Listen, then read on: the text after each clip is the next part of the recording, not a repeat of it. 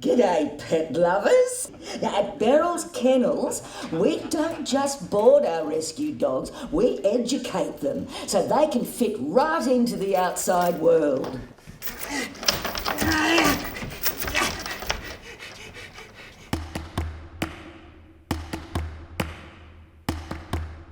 A Couple of Dogs is about two dogs, an old streetwise mongrel and a young pup who's fresh and naive in a second-rate dog kennel.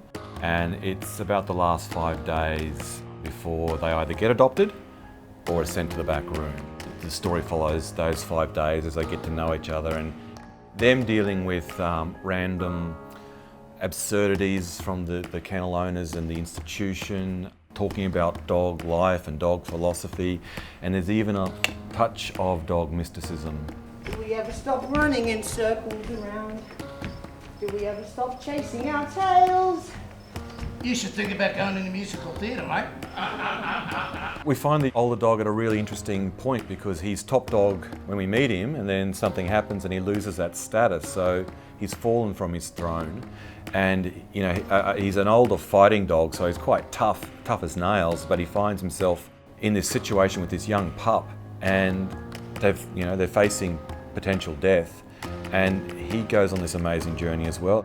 He loses his status, and the vulnerability that comes out of that is what helps him relate then to the young dog, to share wisdom and to create this really powerful relationship which sees the two dogs right through to the end of the play. The young dog, suddenly he finds himself in this institution, this jail, and he has to become aware of how he got there and what this actually means. He's got to take his rose-tinted glasses off, and in that he's got to find courage. There's a level of a bit of a mystical experience that also happens to the young dog. So his soul or his true capacity is awoken through the play. There'll be no revolution for me, mate. I'm no longer top dog, remember? But we can do this. You'll see that they are dogs, but there's enough ambiguity in the work for you to put on any other story of two souls in jail or in a cage somewhere. It clearly had very broad demographic appeal from the outset.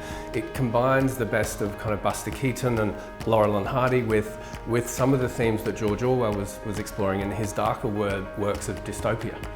It's a highly scalable, very nimble touring unit. They can get in, set up and perform within about a day or so.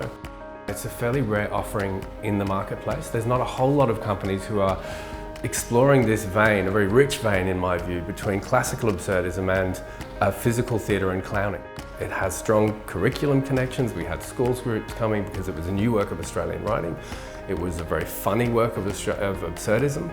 And there just isn't a lot of that around at the moment. That was great. I love the movement and the energy and the way it was portrayed. It was really highly enjoyable. I loved it because just the amount of emotions it took you through. Energetic, fun, passionate.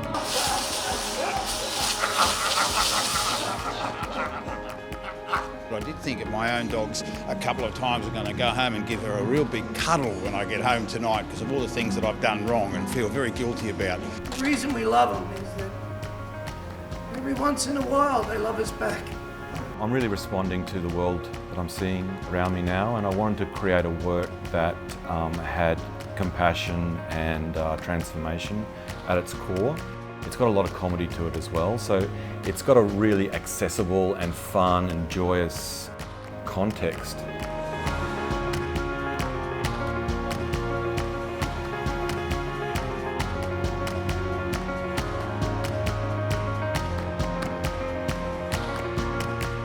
It's got some rich, evocative poetry in there, but it's also got fart gags, so win-win.